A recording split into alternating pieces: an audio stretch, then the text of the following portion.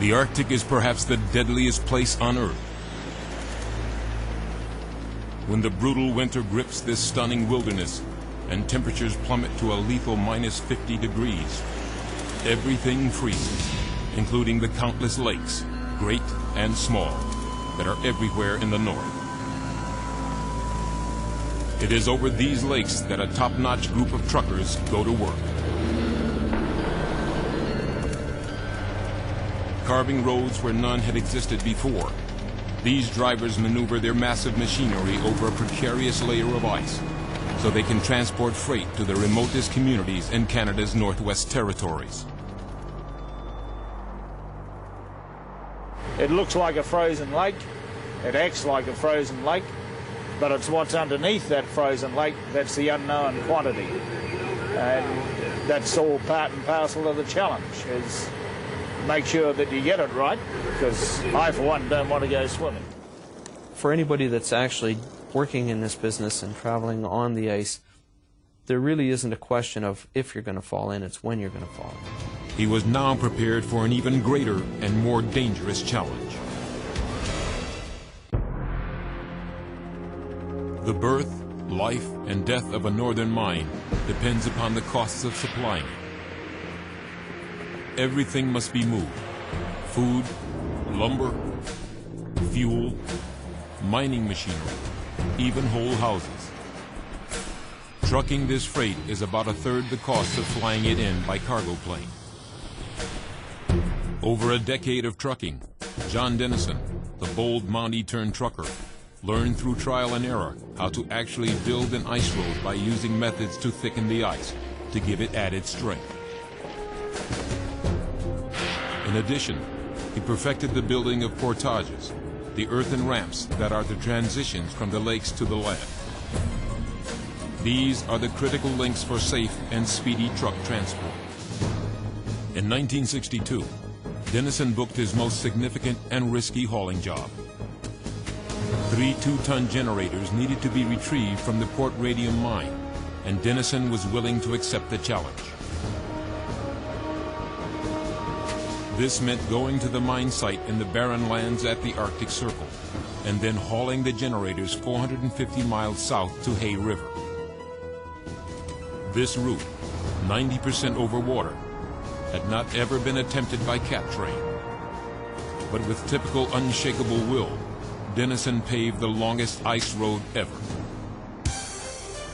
His road-busting method, still used today, was simple and effective. To break the trail, he deployed the small and speedy bombardier, or bug. Then a V-shaped snowplow widened the path. Dennison and his men formed a convoy and inched their way up to Port Radium. The going was slow and harsh. 400 miles from anywhere. Not very pleasant. Damn cold. But I don't know, that didn't seem to bother us that much. We all managed to have some kind of shelter. Even slight changes in temperature would snap the solid steel of their trucks, often disabling them. Temperature didn't matter. 40 below zero was nice going. 50 below was getting cold. 60 below was goddamn cold. And so if you hit something, a rock or something with it like that, metal would break. Anytime when I was scared, it was at the sound of the ice cracking.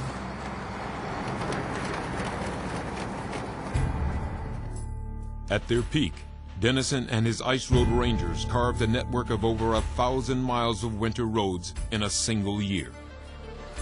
During his career, he clocked tens of thousands of ice road miles and hauled countless tons of vital equipment. His bold and driven nature led him to willingly risk his own life, but he never compromised the safety of his men. Dennison passed the ice trucking legacy to Dick Robinson, a veteran trucker who learned the rules of ice road building with Dennison. Dick Robinson built RTL Robinson Enterprises into the largest winter road trucking operation in the Northwest Territories. Today, Dick Robinson's son Marvin is the company's president and director of operations. Actually, we're on our 4th generation of trucking. My grandfather was involved in trucking, my father, of course, and through all of the years that we've been here, we've been involved in the winter ice roads from the very first winter we were here. Over the years, RTL has taken Denison's intuitively learned techniques and applied a calculated and systematic methodology to the science of ice road building.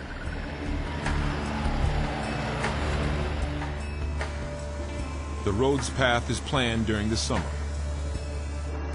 Road engineers use a combination of bush plane observation, lake geography, and the global positioning satellite technology.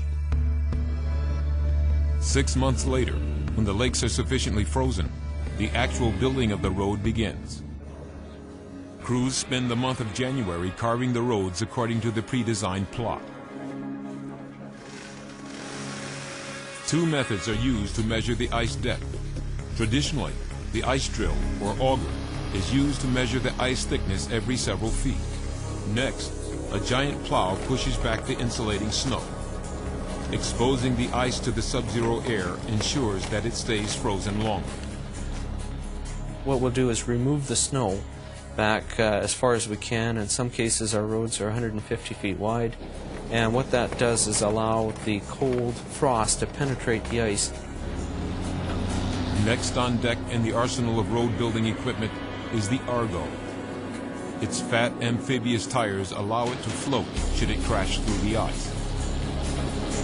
The Argo pulls a drag, a huge steel frame that fills the potholes with snow and evens out the surface. The magical allure of the North and a paycheck double that of regular trucking tempts drivers from all over the world to accept the unique and perilous challenges of the ice road. The very best truckers are not intimidated by the inevitable hazards. They return every winter to take on Mother Nature and test their extreme road skills. Driving the ice roads of Canada's Northwest Territories is like no other ride on Earth.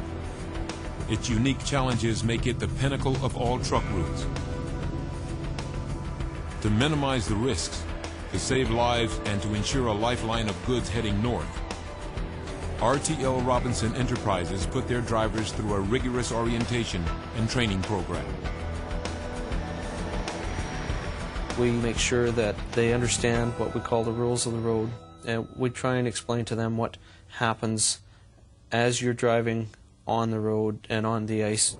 And of course we make sure they have a little bit of survival training, first aid training, so that in the event somebody does get hurt, they can look after each other. These 18 and sometimes 30-wheel behemoths run up to 550 horsepower and can be a versatile 8-wheel drive. This allows for maximum flexibility over the unpredictable conditions.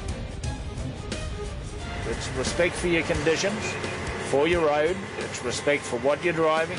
It's not a matter of just putting it in one gear like you do in a motor car, put it in drive and go. You just can't do that. You're given 18 speeds, and that's what they're there for. You pick the combination of speed, revs, the torque that you want. It's all down to the driver. Like, we could put it in top gear and go like hell, but we wouldn't go far. Specially trained pit crews work round the clock to maintain every truck returning from and heading out to the wilderness. Each truck that comes in is specially equipped for the brutal weather. 15 miles per hour are strictly enforced to keep the pressure wave to a minimum. If the driver goes too fast, the wave gains terrific power. What you have to be aware of is the obvious reaction of that wave when it hits the shore under the ice at the other end. Last January, on the Mackenzie River, a driver lost focus and ignored the posted road sign. Got about halfway across the river when the ice wasn't thick enough and the whole unit had fallen in. Another reason drivers are lured here season after season is the spectacular, even magical environment they encounter, including the mythical Northern Lights.